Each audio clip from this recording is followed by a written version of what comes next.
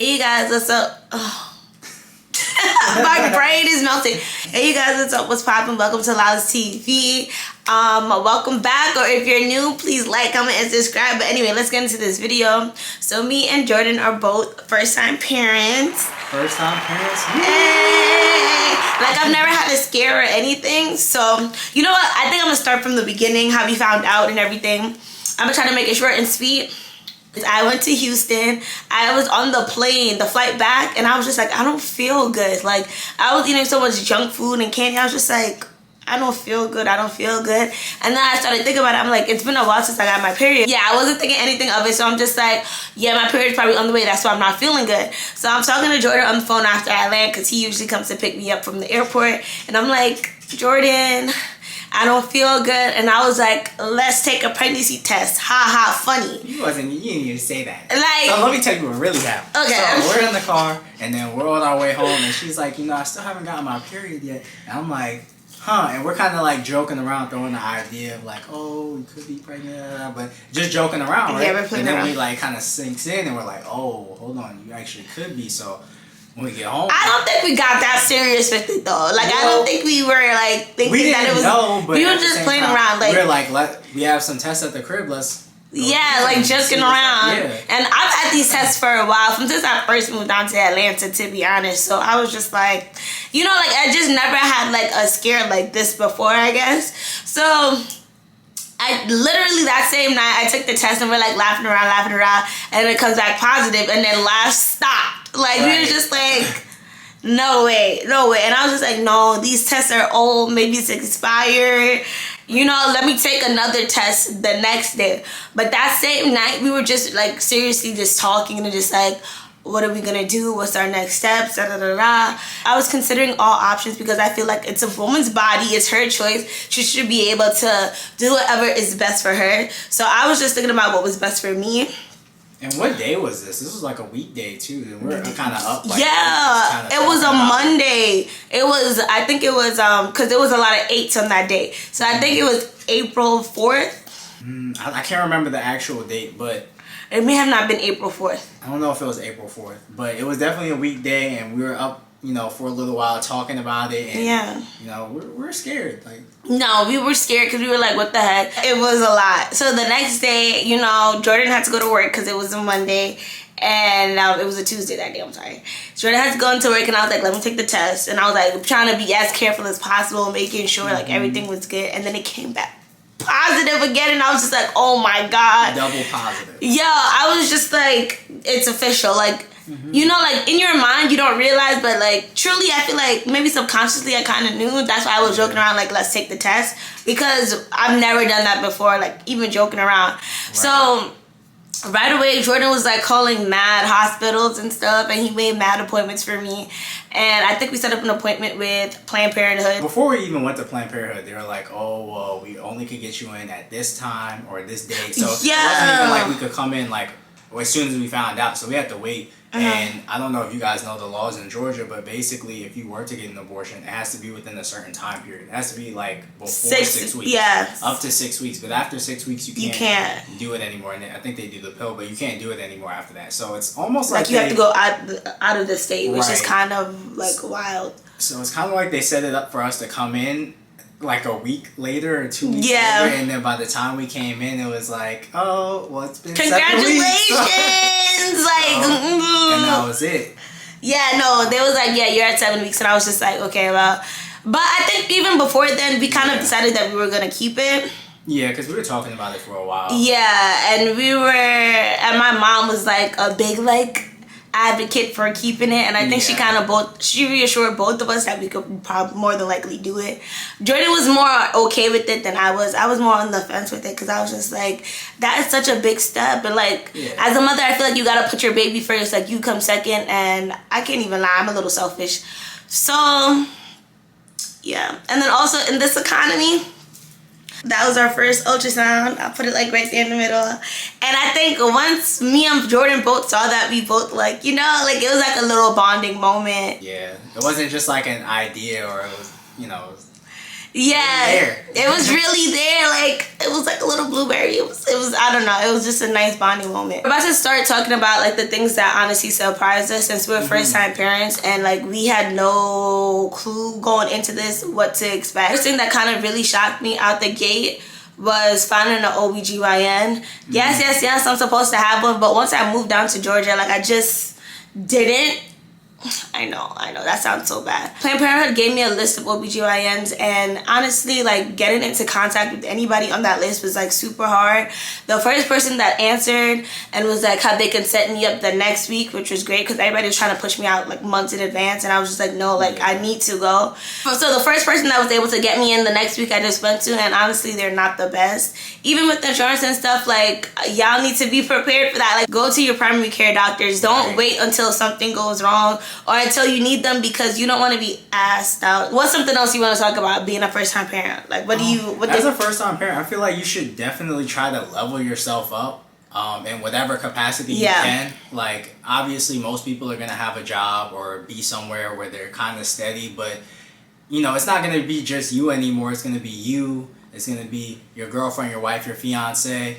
You know, you obviously want to take that time to kind of improve yourself, whether that's going to get an education or maybe continuing your education, maybe getting a part-time job, or maybe just upgrading the job that you have now. You know, asking for a raise and things like that, because obviously it's going to be a lot of costs along the way, but especially after the baby is there, the costs are going to go up. So I would just prepare yourself to level up in whatever capacity. Yeah, that's something that I knew in my mind I always wanted to level up. Like, this is like just the base level for me. I want to say it's the base level, but it's not where my end goal is, where I envision my end goal. So honestly, I thought I was going to start having kids maybe around, like, in my 30s, probably like closer to mid-30s. And me being in my late 20s, like, it's still a good time. Like, I feel like it's honestly the best time, but I'm not where I want to be financially at all. Work-wise, too. Like, financially, I'm okay, but work-wise, it's definitely not where I wanted to be at all.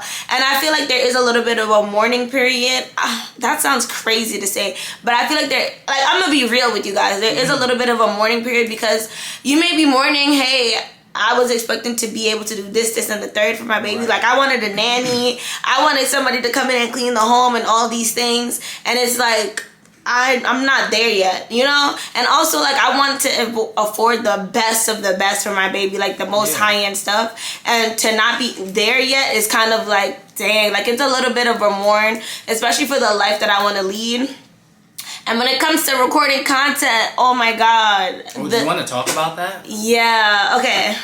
So I know I haven't been recording content like that, and that is heartbreaking to me, but I just haven't had the energy to edit this. Like, I'm so happy that I'm recording, but am I going to have the energy to edit this afterwards? I'm praying for that, because I have not been wanting to, like, the editing is what really, like, it could kill you. I was always nauseous during the first trimester. Not nauseous. I didn't have morning sickness, but I just didn't feel good. Like, that feeling of being comfortable, you don't realize how great that experience is until you're going through something and you're uncomfortable. It's like having a cold and having a stuffy nose, and you know, you just miss breathing because it's just something that you were able to do so naturally. So for me, like, it was just a little bit of a shift up, a little bit of a change.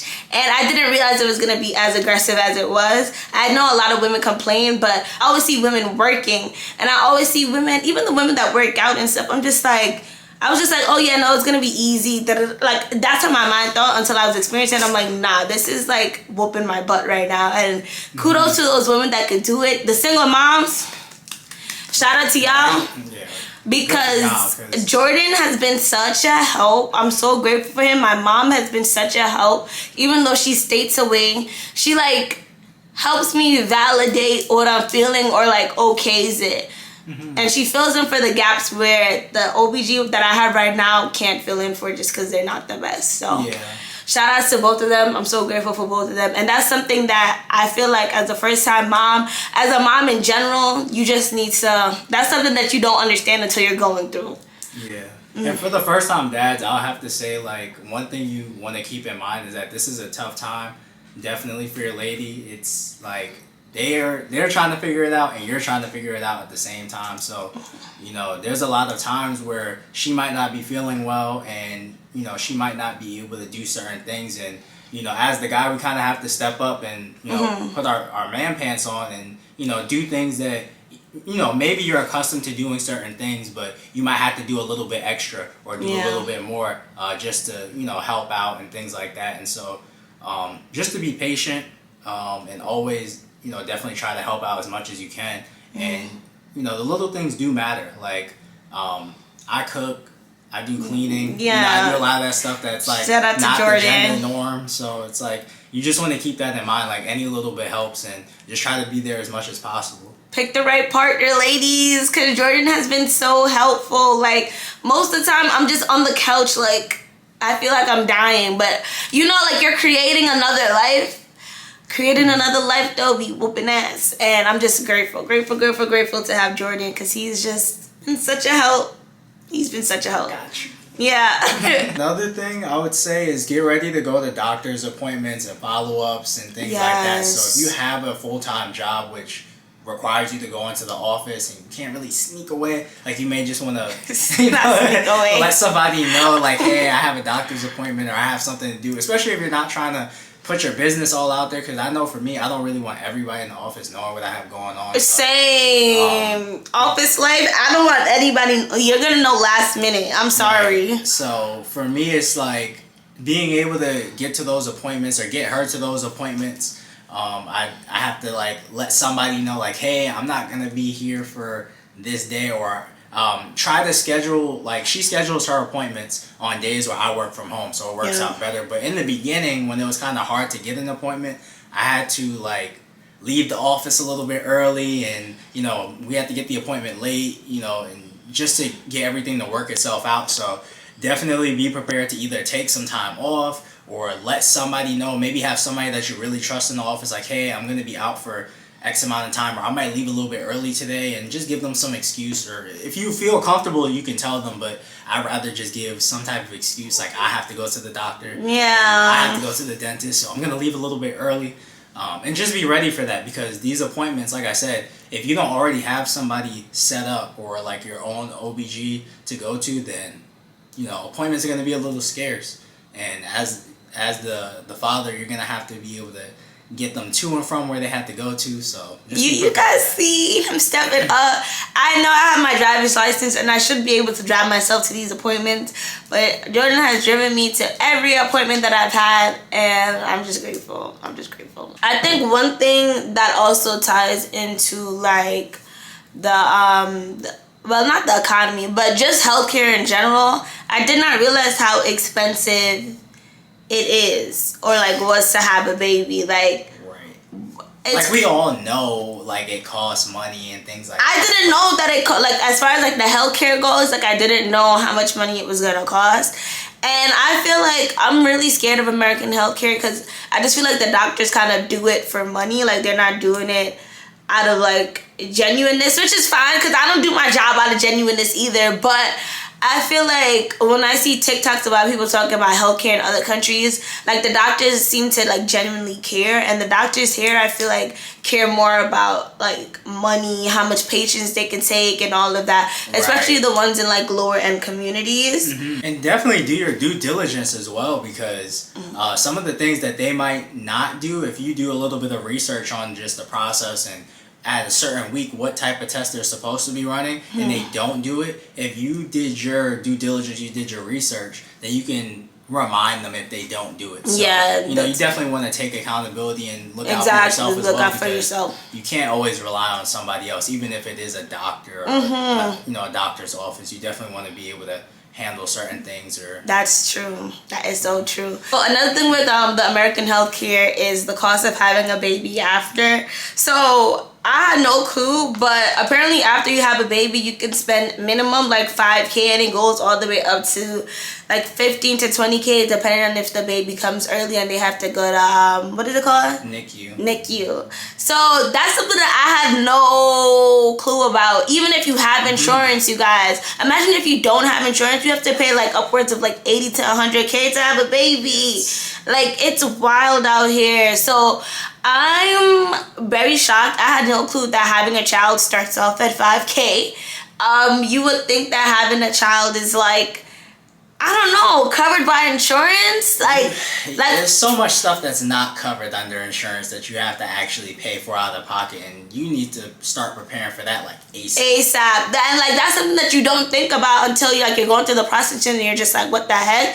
Another thing is maternity leave. You guys, when I looked into maternity leave and Jordan looked into maternity leave, it had us shaking in our boot. That's something that I had no clue about. Like, maternity leave, this is why I wish I was set up the way I wanted to be set up, or had children maybe a little bit later. I'm blessed that I'm able to have a child now, at least while I am working, so I could like have it while I'm on insurance. So it's not the 80K, it's 5K. I mean, it's still okay, more than okay, but it's like, it's better. It's better. It's definitely still money. But yeah, the maternity leave is something that I was shocked about. So you only get maternity leave through 4 ways. I'm going to go through the best way, and then I'm going to go through the worst way. So the best way, honestly, I feel like every job should have this in place. You should have paid maternity leave for your employees. There's no reason why we're in 2024 and more women are in the work field. Why don't you have paid maternity leave? Most jobs in America, I don't think that they have paid maternity leave, which is wild. So that's one way that you get paid. The other way is short-term disability. So basically with short-term disability, you get that through your job, but you have to sign up for it, which is something that I made the mistake of not doing. Sign up for it now. Right now. Because you cannot sign up for it once you're pregnant. You only get short-term disability if your doctor says that you have like postpartum depression, or you have like preeclampsia. So like, you have to actually have a disability to get short-term disability, and you have to be signed up for it before you're pregnant to get it, which is something that I didn't know, Jordan didn't know. And that's the thing, right? We're not planning, or we weren't planning to have a kid now. You know? We're thinking, we're gonna have a kid when we're like in our 30s, and that's the thing, right? It just happens for some people. Like, not everybody plans to have their kid when they have them. They kind of just do. So it's just a better idea to just sign up for these things earlier, because you never know what could happen. Life is super unpredictable, and you just want to be prepared as much as possible. The thing is, you get paid through the state for that. I think 70% of the U.S. does not pay through the state for maternity leave, which is a crazy thing. Luckily, I work in New York State and I pay those taxes, so they'll be able to reimburse me, thank God. Luckily, I'm working in New York, but if you're not, please, please, please make sure your job has either paid maternity leave or you sign up for short-term disability. Because you don't want to have to worry about paying, or you don't want to have to worry about not getting paid while you're trying to basically heal and take care of your baby. Like, there's so much going on. Like, I can understand why postpartum is a thing. Like, there's so much going on. Right. The last thing you want to do is be stressed out when it's supposed to be time for you to be bonding with your newborn. Spending time with your family and just kind of, adjusting to your new life, because that's really what it is. Right. And I feel like another thing, I feel like we see so many like celebrities or influencers or whatever having babies, and yes, it's a beautiful thing, but for the regular working folks like both of us, and probably most of the people watching this video, you want to make sure that you're on your P's and Q's, because honestly, if you're having a kid in America, it's a struggle. It's a struggle. I couldn't imagine doing it by myself once again, but it's just like a struggle as far as like America looking out for you. Like, you really have to look out for yourself. The last way to get paid during maternity leave is using all your PTO time, which I think is ridiculous. No, for real. For real. Like, I think that's ridiculous. Like, why would you want to save up and use all your PTO during that time? And nowadays jobs only give you what, like 40 hours of PTO? I don't even know. It's not a lot. And it's not a lot. For job, they give you a certain amount per pay period, so you can accrue it, but mine's who wants to use up all of that PTO time when That should be given to you. Right, it should be given to you. Like, what do you mean that I have to use up all my PTO? And most of the time, PTO only covers, it's like 40 hours that they give you. And then if you have sick time, then that too. Yeah. But sick time, I think, is also like 40 hours. And it is accrued, like Jordan said. Like, it has to accumulate after a certain amount of time. Which is like, thank God we're having a baby at the end of the year. So it's going to line up for me when it comes to the PTO, because if I don't use my PTO by the end of the year, honestly, it expires, I think, by like February. So it's gonna dry up. Yeah, so it's just like, all right, I guess if I'm not using it, then good. But I want to be able to use my sick days. Like, I couldn't imagine having a kid in the middle of the year. They're telling you to use up all your PTO, and one, it hasn't accumulated yet, and then two, you don't have any more PTO for the rest of the year. Like, suppose you want to take a vacation, suppose you want to spend more time with your baby, all these things. I'm just like, it's just sad. I hope you guys found that insightful, and this information is received well, because honestly, like, this is a first for us, and for a lot of other people, it may be around that time for your first, or maybe you've had a kid before and you have some other ideas or some other things that maybe you went through. Definitely drop that comment down below. Yo, help me out. I don't want to buy maternity clothes, so if you guys have any recommendations for outfits and stuff to wear, it's because I still want to look cute. Drop it down below if you guys have any recommendations for the second trimester and what that has to hold. I think I'm in my second week of my second trimester, and I feel better, but I think I might have another video on what to expect during the second trimester. Oh, another thing during the first trimester is the peeing and the needing to eat constantly. Those are two things that I just didn't know it was gonna be as bad as it was. I have to pee every 2 to 3 hours, and I have to eat every 2 to 3 hours. Otherwise, I have this pain that just jacks me up, and it'll ruin my mood. But yeah, that is the end of the video of the first trimester. What to expect when you're expecting as a first-time parent. Just stay tuned. We got more stuff coming out on the channel since I'm slowly regaining my energy, thank God. And made it to the end of this video. You already know I love you times 10. And I'm gonna catch you in the next one. Bye. Bye.